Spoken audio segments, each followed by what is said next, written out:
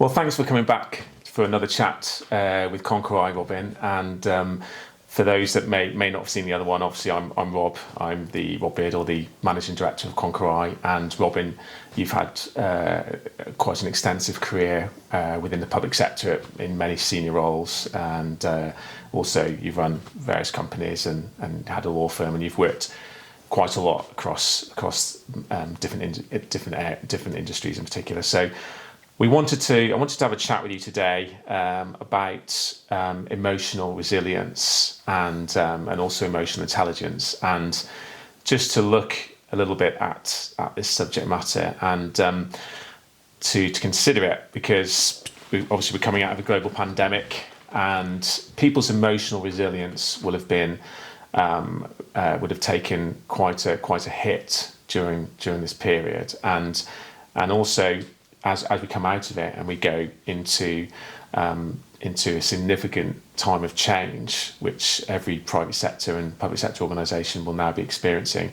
Emotional resilience has never been more important than it is right now, and for individuals in their personal life, but particularly for those working in organisations. So really, just to start by considering, what is it when we talk about emotional resilience and emotional intelligence? What we hear these terms bandied around, don't we? So, I mean, how would you describe emotional resilience if I asked you that question?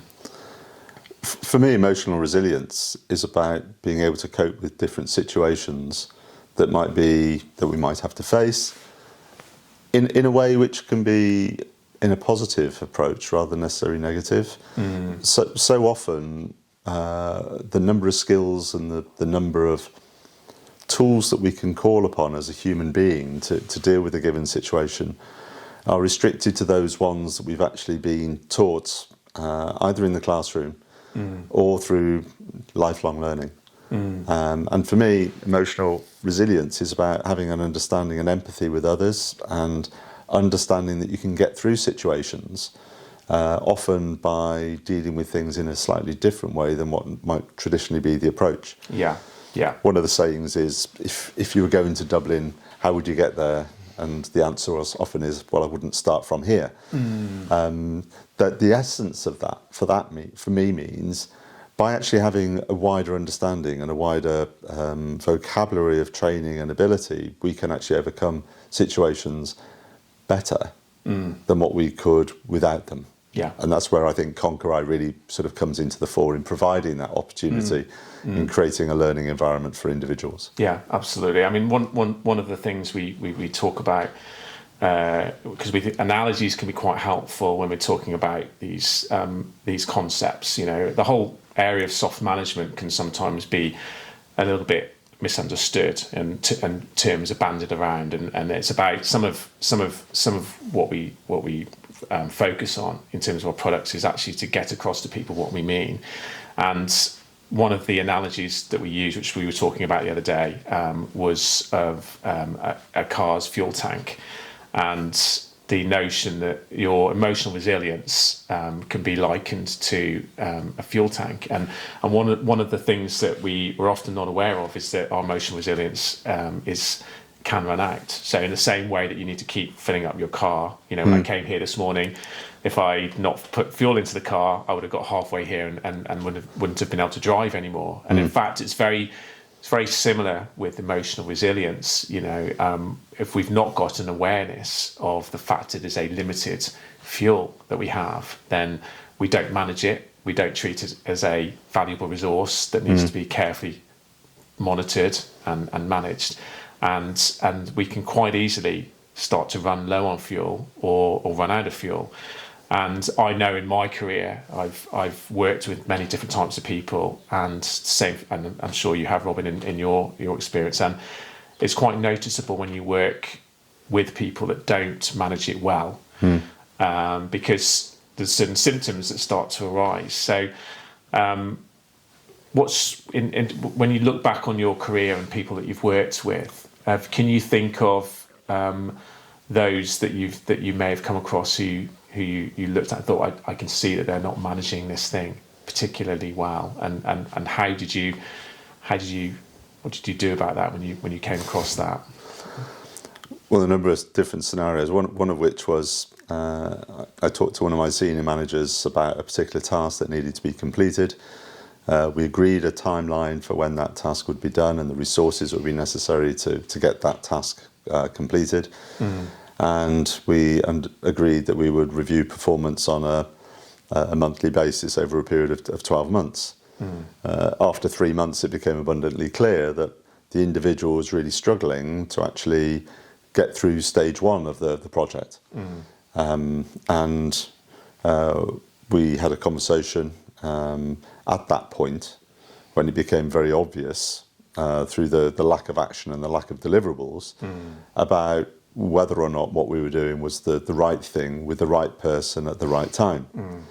And he took on the project initially wanting to please me as his boss, as the chief executive. Yeah.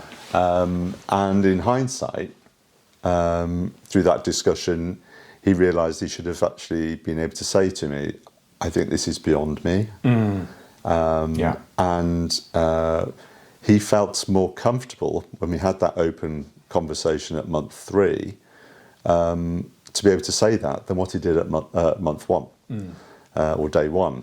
Yeah. And what we did through that process then was we put in place an element of learning about sometimes it is okay to say to your boss or your partner or your peer or I'm sorry, but I don't have the skill set to be able to do something. Yes. As long as the manager in that scenario or the other recipient of the conversation or participant rather is actually willing to say, I'm okay with somebody saying they can't do something. Yeah. And often it's much better to be in a position whereby you've got somebody who says that I'm okay for it not to be done, or used to say you can't do it, because then I can find somebody else who can. Yes, very much. And I think for me there's two things there really. That's I mean there's the particularly when you're managing your emotional resilience, often something that people don't do effectively, mainly because they don't realise the fact that this drains their fuel tank is to actually just a very simple process of when you're in situations where you can't deliver something, either it's out of your skill set or you haven't got the resources or you haven't got the time frame is too tight. What we can tend to do as individuals is to in your situation, it was they wanted to please you. Sometimes it can be due to fear or other issues.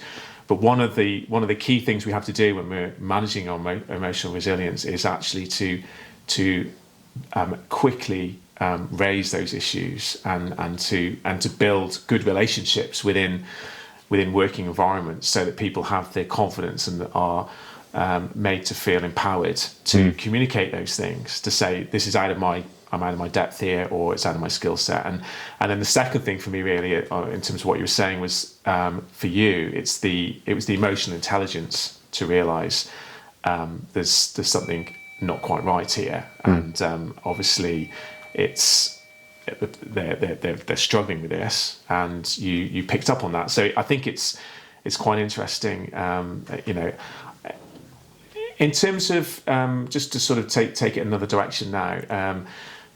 Why do we need to, particularly as organisations, why do we need to consider emotional resilience in those that we're managing?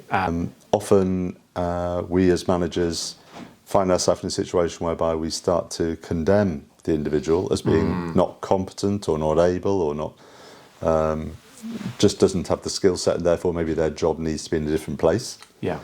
And then the organisation starts to fail, so it becomes a series of decline.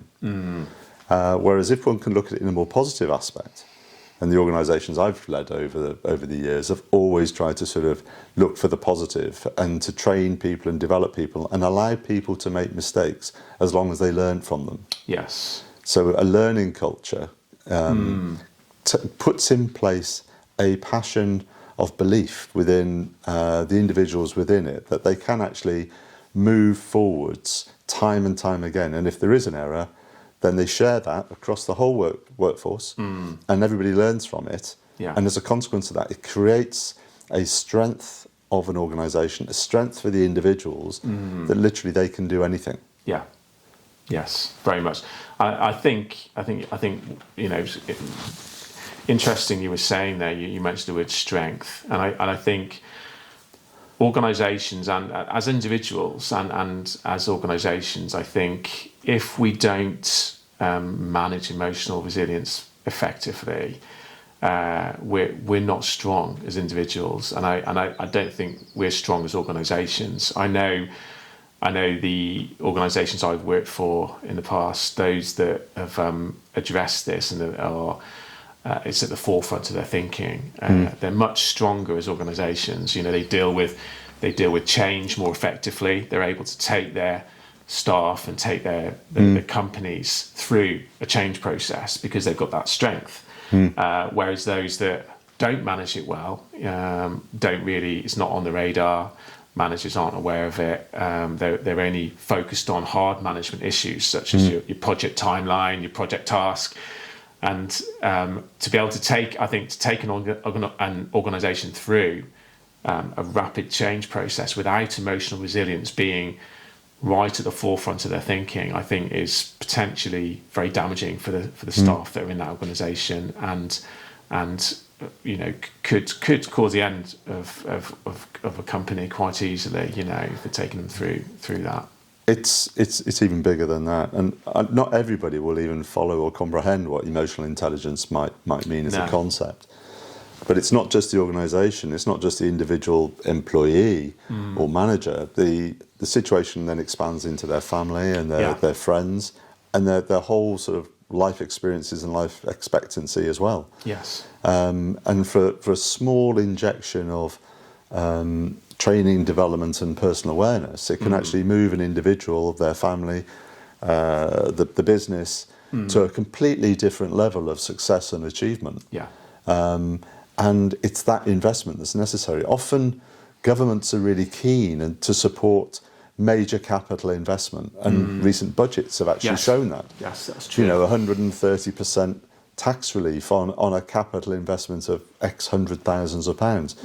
It sounds great, but actually where the investment is needed is actually in the human capital, the individual, not necessarily just in the new machine or the new gadget, which is going to have to be replaced in 3 or 5 years' time for a similar cost.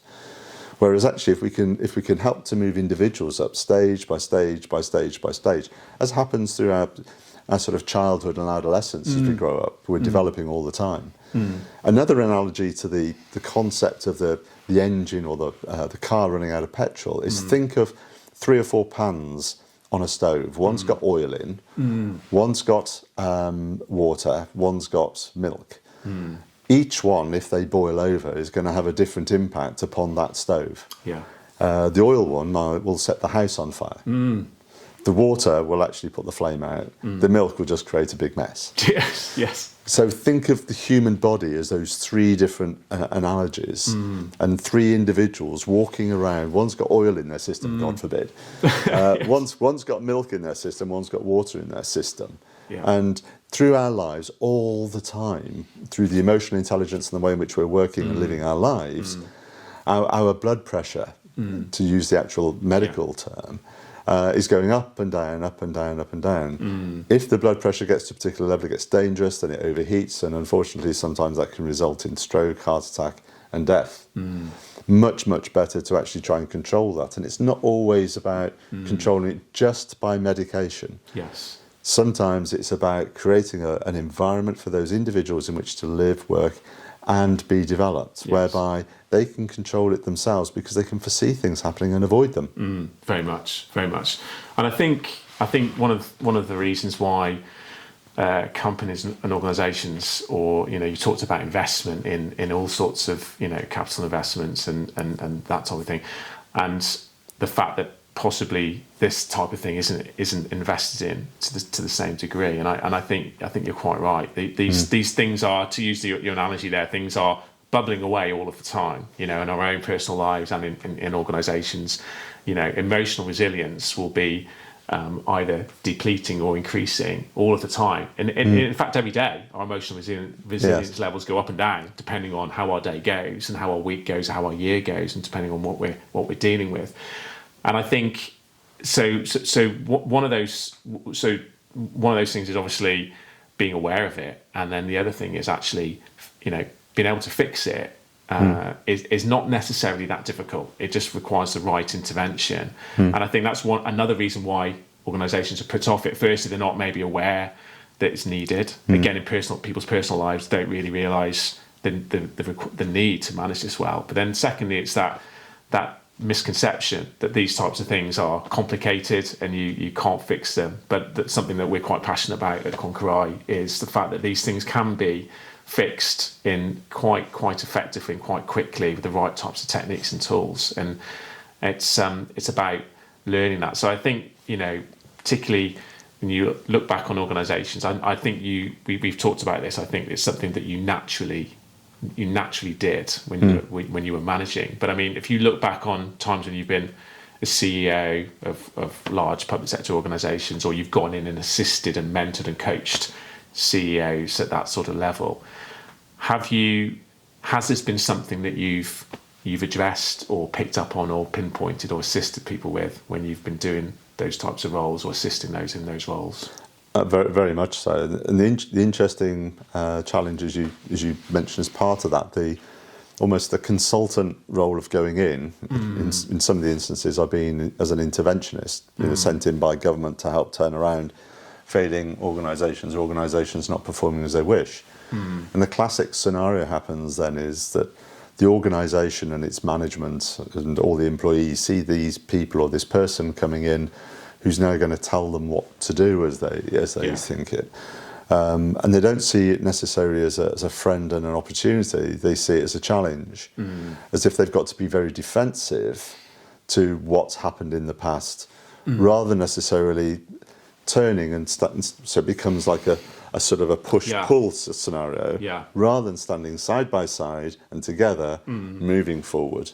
And one of the skills that I've put in place, and one of the things which is always important to me, is how we sit in a room when we're having the conversation, how we actually deal with things in relation to going through the facts and the evidence, taking away all the feelings and do more of the thinking, so it's actually task focused. But not devaluing the feelings, because it's the feelings which can actually explode and actually cause mayhem. And then actually trying to create a safe environment for the individuals. What I find fascinating is often the terms of reference I get when I go into an organisation is off-piste with what in reality is needed. And this goes to the fact that often people who are dealing with the terms of reference don't fully understand what they're actually seeking to try to achieve. And there's no criticism with that, because we have an expectation that somebody's in a job, they know everything they need to do, or we ask somebody to do something because, well, they're a solicitor, so they must know everything. I'm a solicitor, I can assure you I don't know everything. And there are areas of work I would not touch because I know that it would be dangerous for me to touch it. There are areas of work that I know what I'm doing, and therefore I'm okay with actually doing it. So the same is true with a manager or any human being, and we need to think about that and understand it. So part of it for me is that emotional intelligence always is to be reflective, and we need help sometimes to be reflective. Yes, we do, absolutely. And I think what you're saying there as well is interesting, because it's this notion of, let's say I'm a CEO of a large public sector organisation, and I come across this notion of emotional intelligence or emotional resilience, and one would assume possibly that I should, because I'm a CEO, I should know these things very well, and they should be inherent within me. And I've just been managed at a high level for the last decade. So therefore, why do I not know about this? So, and I think this is something that's probably not well known by many. So, what would you say to a CEO or a senior manager or a director of a department out there in a private or public sector organisation? What would you say to them who may be listening to this podcast right now, thinking, I wonder whether emotional resilience or emotional intelligence is something that we maybe should consider? What would you say to them? I think if they don't consider it, then they are creating an environment for the future which is going to cause them a personal challenge and an organisational challenge. An example that I remember at the moment is talking to one chief executive who said, I'm an okay person, I don't understand why somebody thinks that I'm a bully. And I said, you may not be a bully, and yes, you are an okay person. However, how you come across to others may be different. The others within the organisation may look at you through a whole different set of eyes, and they do, because their eyes are not yours, they're theirs. Yeah, very true. And the only way we're ever going to find out about how we're actually perceived is by asking questions and by actually trying to sort of take ourselves out of ourselves and put us in the shoes of the other person who's the recipient of the communications, the messages, or the actions we might be actually undertaking. Yeah. And with this individual, over a period of a few weeks, several conversations, he became aware of the situation from a completely different perspective. Yeah. And we talked about opportunities and different ways of actually dealing with it, which he then considered what was going to be right for him. Because it's no good just doing something because there is only one way of doing it. There's always alternatives, and we have to be respectful of the individuals within the conversation. And so with some background working, what we were able to do is repair the situation for both the chief executive and the organisation, such that both were able to go forward in a positive way, and lots of people learnt from it. Yes, yes. And the benefit of that was that because lots of people learnt from it, the organisation went from here to here. Yeah. The individuals went from here to here, but the irony is that is a plateau. Yes. For the individuals, it was a learning curve. And the object of the exercise is not to plateau, but to continue to grow. Yeah. And continual learning and development are fundamentally important in life. I think so, absolutely. So we're kind of coming towards the end of the podcast. One of the things I wanted to sort of say before we finish is I think, I know we've talked about this, we're just coming out of a global pandemic, and,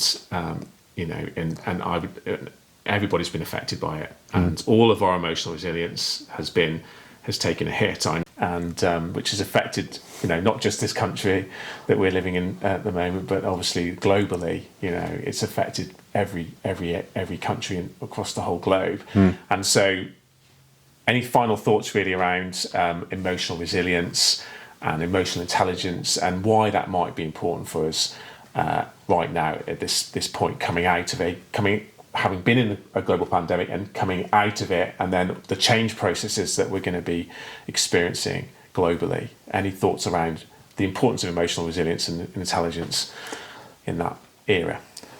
Well, through the work that I've been doing in Africa and the United States and other parts of Europe, it's clear that this pandemic has impacted upon people all over the world. It's not just what we see in the media. I've witnessed it and experienced it, and see that the impact it's having on people all over the world.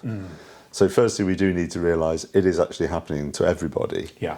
When everybody's in a situation of it all happening to us, then we need to actually put in place things that actually can help us get out of this. We can't just rely on government to wave a magic wand, or governments around the world to wave a magic wand. Very true. Some of this is about personal responsibility and accountability. Where we are organisational leaders or leaders of groups, the more we can encourage the people that we have some responsibility for or with to actually engage in overcoming the challenges that as individuals we have, the better. Yeah.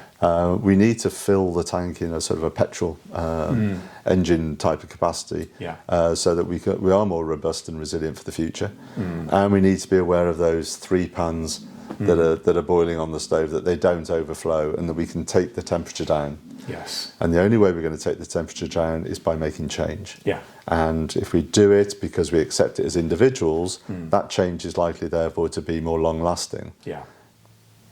Thank you, Robin. It's been fantastic speaking to you again about emotional resilience. I know we'll be having more conversations in the future, and there'll be other people, obviously, that come and talk to us at Conqueror about different issues. So thank you for today. It's been fantastic. Thank you.